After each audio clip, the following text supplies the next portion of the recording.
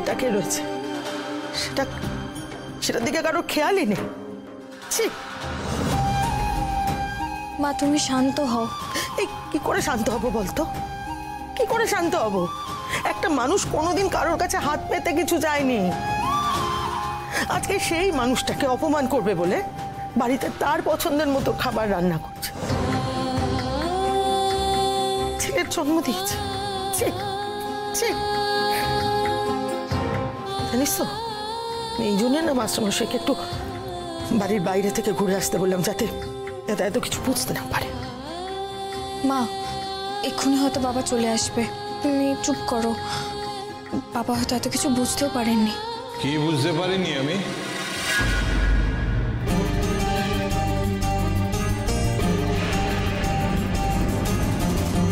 এত বছর ছাত্র পড়িয়ে এসেছি, আমি সব বুঝতে পারি।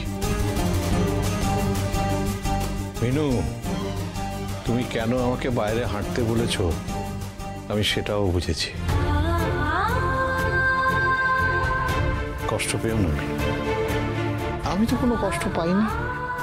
সারা জীবন আমি সত্যের পক্ষে, ন্যায়ের পক্ষে থেকেছি। সে পথটা তো কঠিন, মেনে নিতেই হবে।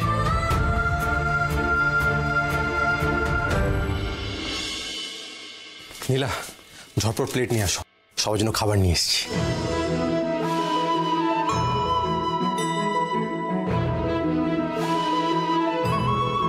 সত্যি ছোটদাদা বাবু? এক্ষুনি আনছি।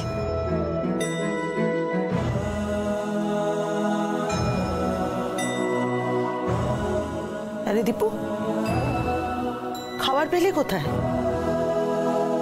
আমি কাজ করেছি মা, আর সেই টাকা দিয়ে খাবার নিয়ে এসেছি।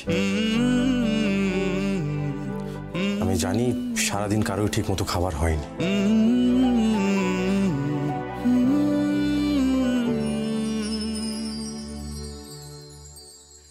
শতরঙা জীবনে সব স্মৃতি সুখের হয় কি,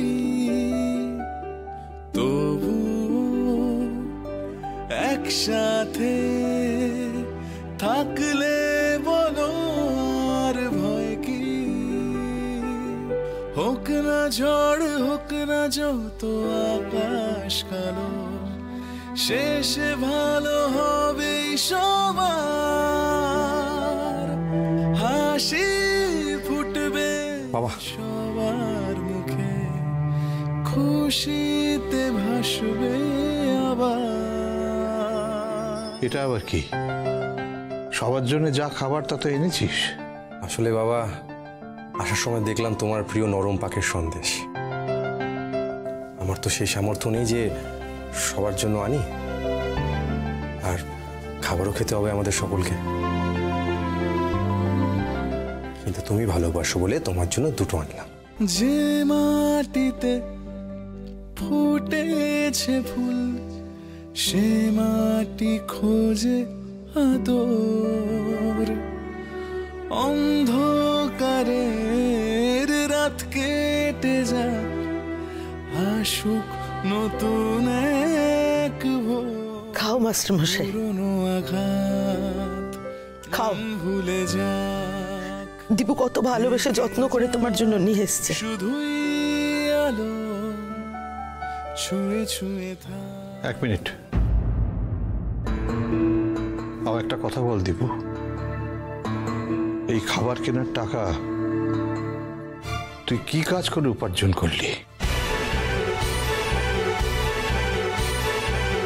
আমায় বল দীপু, সত্যি কথা বলবি।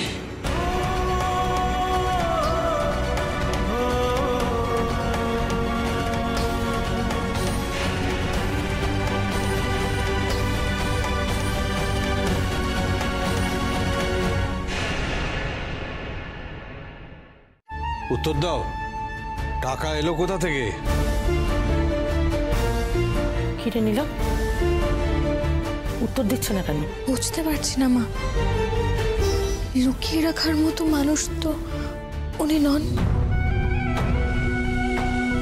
সেই একই প্রশ্ন তো আমারও। কি এমন করে খাবার আনলো যে মুখ ফুটে বলা যায় না? দীপু, আমি একটা কথা জিজ্ঞেস করছি, উত্তর দে। বাড়িতে যা চলছে এমনিতেই আমার মাথার ঠিক নেই কিন্তু। দীপু, কেন রাগাচ্ছিস বাবাকে বলতো? কিভাবে রোজগার করেছিস উত্তরটা দিয়ে দিলেই তো হয়। ছোটদাদা বাবু বলতে চাইছেন না তার মানে?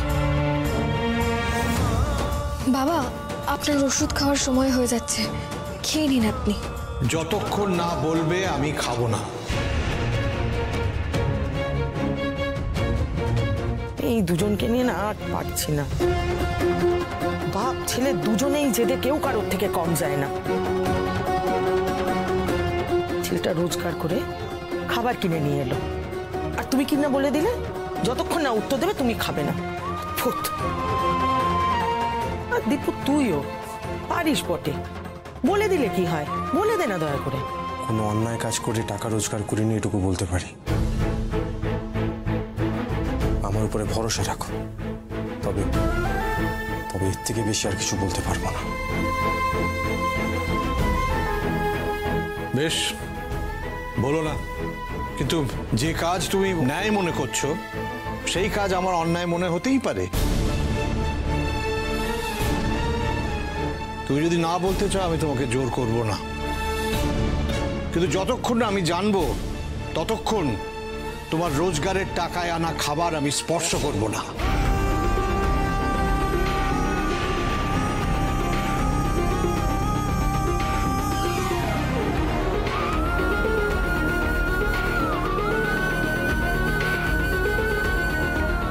দীপু, শুনুন না।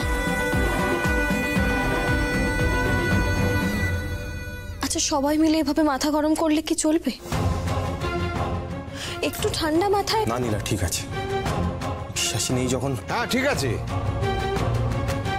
নেই বিশ্বাস, তুইও তো বিশ্বাস করছিস না, নইলে মুখ ফুটে বাবাকে সত্যি কথাটা বলতে আপত্তিটা কোথায়?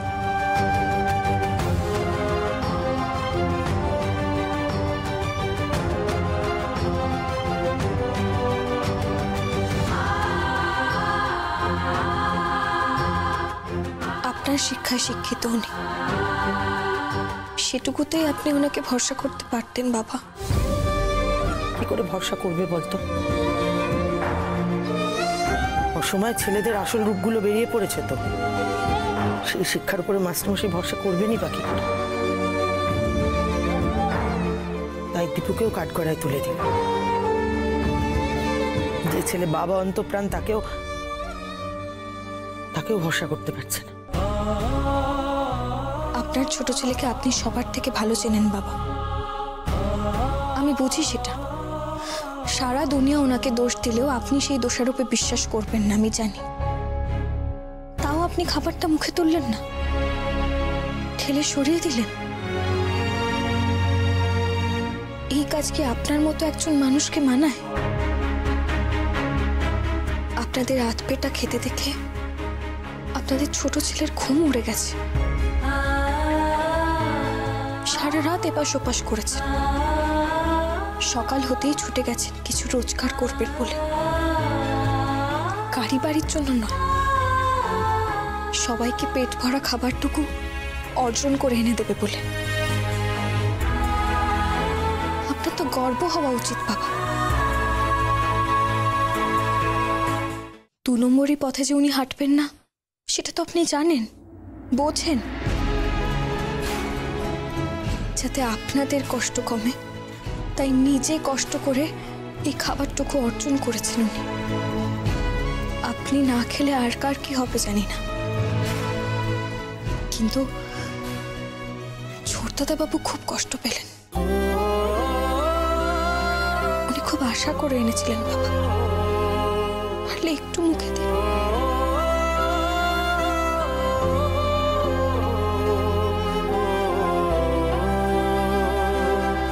আর জেদ করো না, ওষুধটাও কিন্তু খেতে হবে।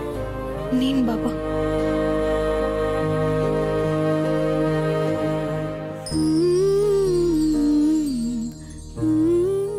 একটা ঝড় তো সামলালাম, কিন্তু ওদিকে আরেকজন রাগে অভিমানে কি করছেন কে জানে। কেন বললেন না কি কাজ করেছেন? বাবা খাবেন না জেনেও কেন মুখ খুললেন না উনি? আমাকে জানতেই হবে।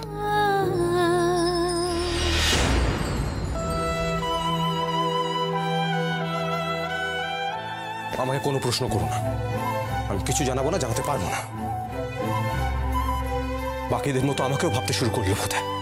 কি ভাবলো? হ্যাঁ, কি ভাবলো? আমি চুরি ডাকাতি করে খাবার এনেছি?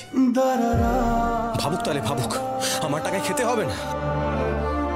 না খেয়ে থালাটা রেখে দিল, না খেয়ে থাকুক, ঠিক আছে, আমিও খাবো না। বাবা আমাকে এতটুকুনিও ভরসা করে, উনি কি করে ভাবলেন যে আমি ওনার ছেলে হয়ে কোনো অন্যায় কাজ করতে পারি?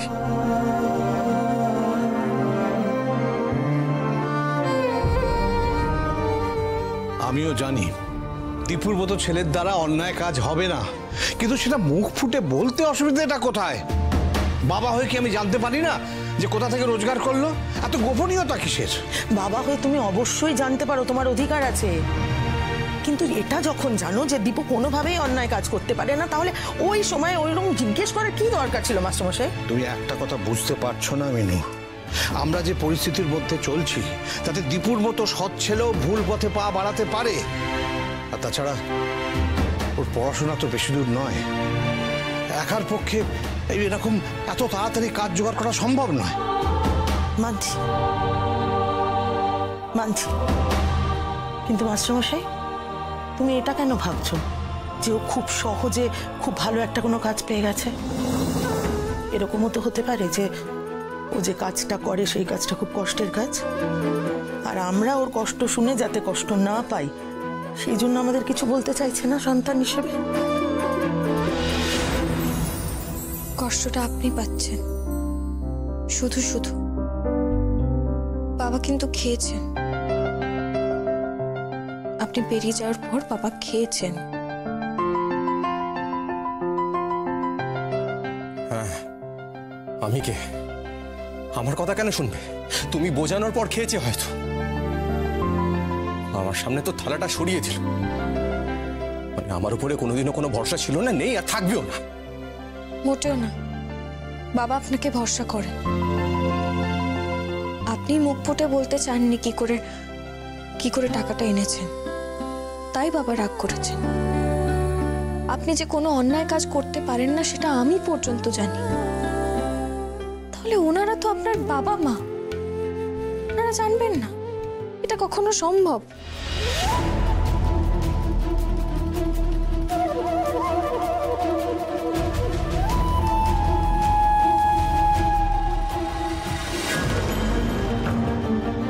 কি হয়েছে? ব্যথা পেয়েছেন? হাতটা লুকিয়ে নিলেন কেন এভাবে? কই দেখি দেখি।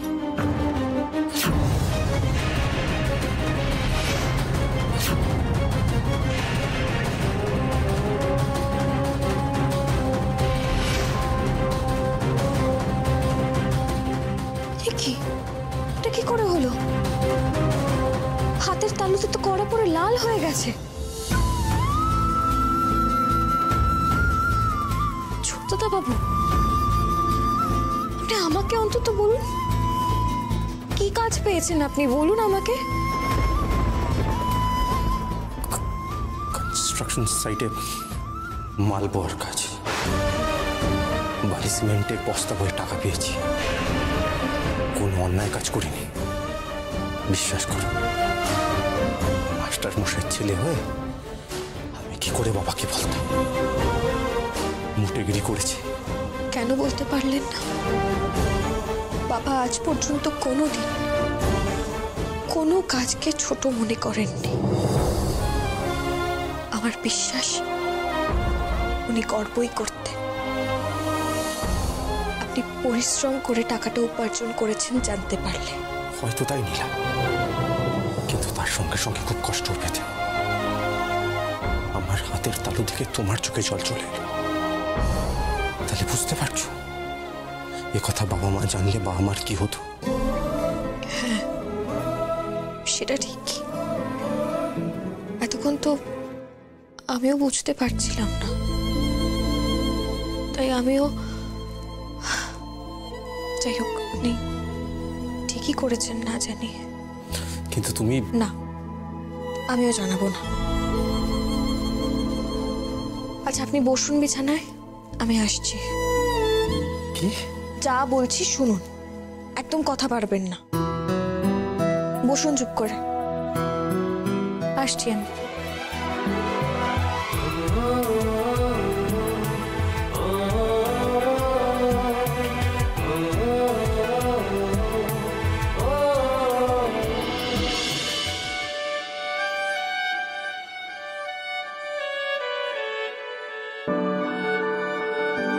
তোমার নামের রোদ্দুরে আমি ডুবেছি সমুদ্রে, জানি না যাব কদ্দুরে এখনো।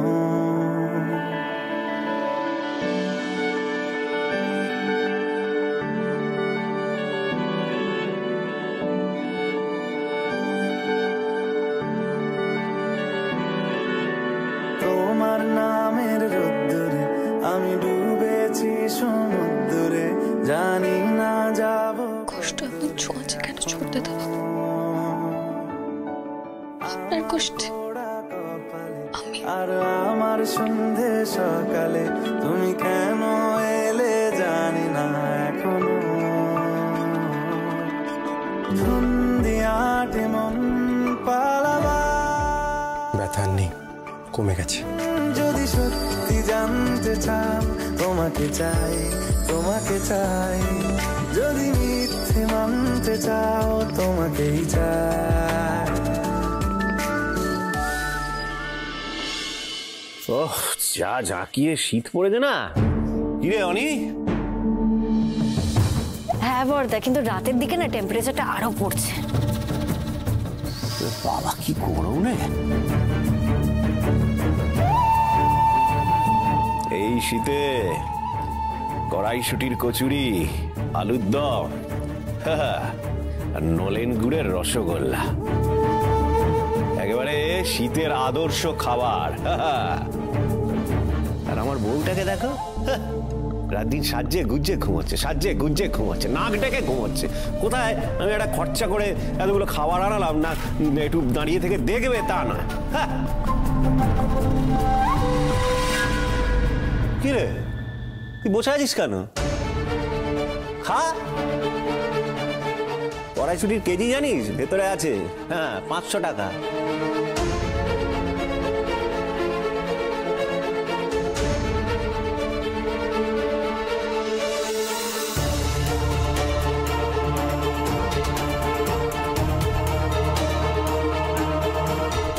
বিস্কুট নেই কো?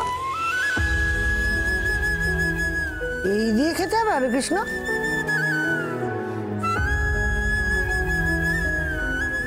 ছি ছি ছি, ভগবান কতটা অপরাধ করে রেখেছো তুমি আমাকে। হ্যাঁ, ঘেন্না হচ্ছে আমার নিজের উপর, জাস্ট ঘেন্না।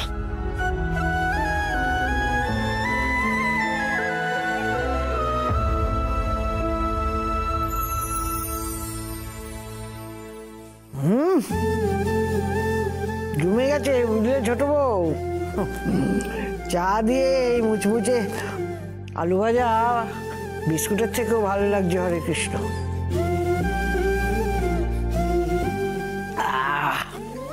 বলেছিলাম না উপরওয়ালা আছেন, তেনার অশেষ কৃপা হরে কৃষ্ণ।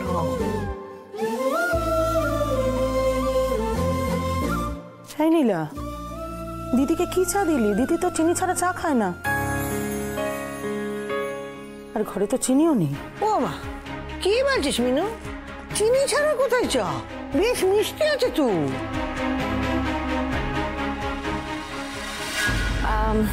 বর্দা বলছে তুমি বর্দিকে বলে দিও, আমিও তাই করব। এরপর থেকে ওই চা, কফি, চিনি, চাল, ডাল, আটা, ময়দা সবকিছু কিনে এনে না নিজেদের ঘরেই রাখতে হবে, বুঝলে? না হলে রান্না করতে গিয়ে দেখবো এটা পাচ্ছি না সেটা পাচ্ছি না, তখন শুধু শুধু কনফিউশন বাড়বে, তাই না?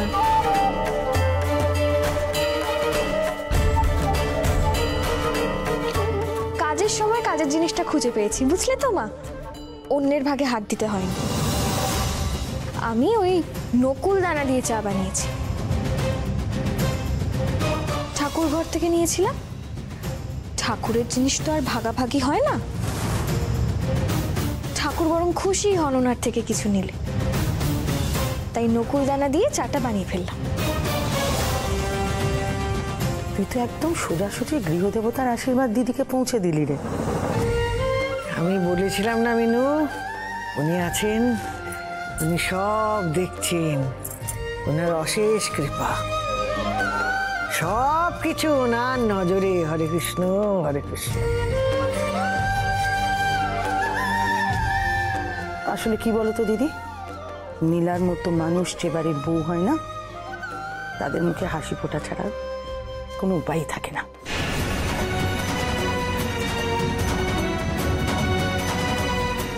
মির্জাফরেরা বিশ্বাসঘাতকতা করার পরে আমাদের অভাব থাকতে পারে, কিন্তু একটা কথা বোধহয় তাদের জানা নেই, সংসার সুখের হয় রমণীর গুণে, অর্থের চলে নয়।